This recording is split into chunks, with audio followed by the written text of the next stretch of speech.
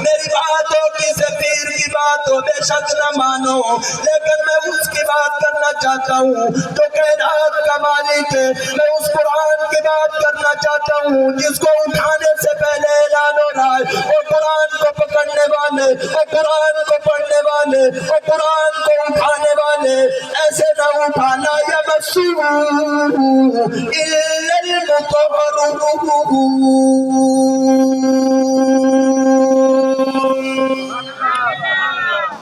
یہ کوئی عام کتاب ہے؟ اس کو اٹھانے سے پہلے وضو کر، اس کو اٹھانے سے پہلے او ذمہ دار جی، او جٹ جی، او مولوی جی، او پیر جی، فقیر جی، رانا جی، چودھری جی، بڑے جی، امیر جی، غریب جی، اس قرآن کو یوں ہاتھ نہیں لگاؤ، یہ بڑی عظمت والی کتاب ہے۔ مولا کون سی کتاب ہے؟ اللہ اعلان فرما رہے ہیں والقرآن المجید۔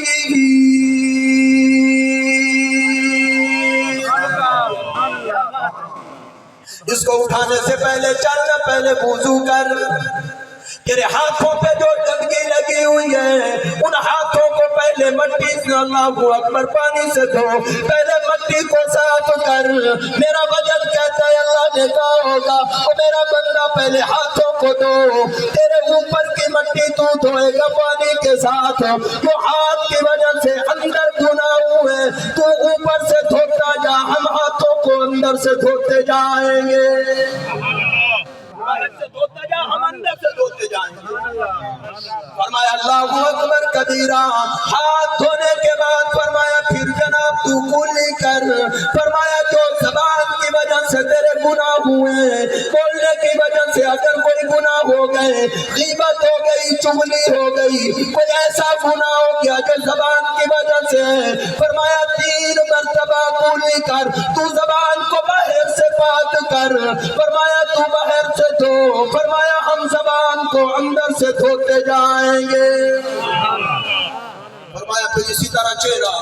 چہرے کو دھو، جو آنکھوں کی وجہ سے گناہ ہوئے،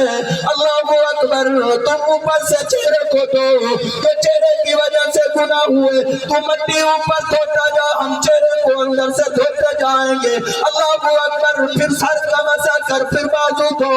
بازو دھونے کے بعد پاؤں دھو، فرمایا اب تیرے ہاتھ پاک، تیری زبان پاک، تیرا ناک پاک، تیرا چہرہ پاک، تیرا سر پاک، تیرے بازو پاک، تیرا جناب اللہ اکبر پاؤں پاک، اب تو سارا نظام تیرا پاک ہو گیا ہے، اب آنا قرآن کو پکڑنے کے قابل ہوا ہے،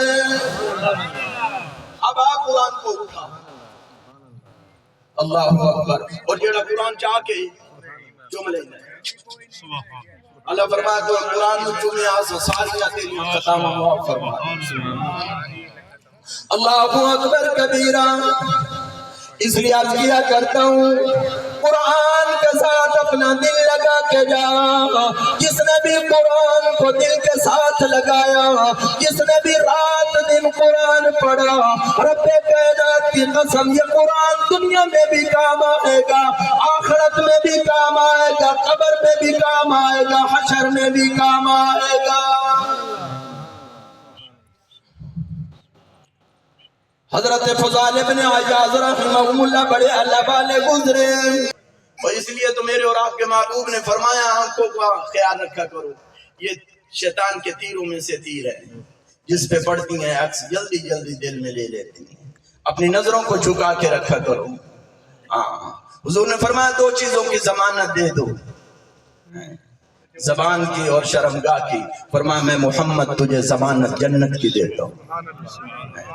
یہ 2 ہی تو کنٹرول نہیں۔ اللہ اکبر کبیر، حضرت فضال ابن عیاض نے اس بچی کے والدین تک پیغام پہنچایا کہ رات کو میں بچی اٹھا لوں گا۔ اللہ اکبر، والد بڑا پریشان ہوا،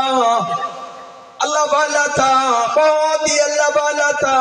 بچی کو بلایا، کہنے لگے بیٹا میں نے سنا ہے قرآن دنیا میں کام آتا ہے، آخرت میں کام آتا ہے، قبر میں کام آتا ہے، جا اوپر والی منزل میں قرآن پڑھ، اوپر والے مکان کے اندر بیٹھ کے قرآن پڑھ، شاید آج مشکل وقت قرآن ٹال دے.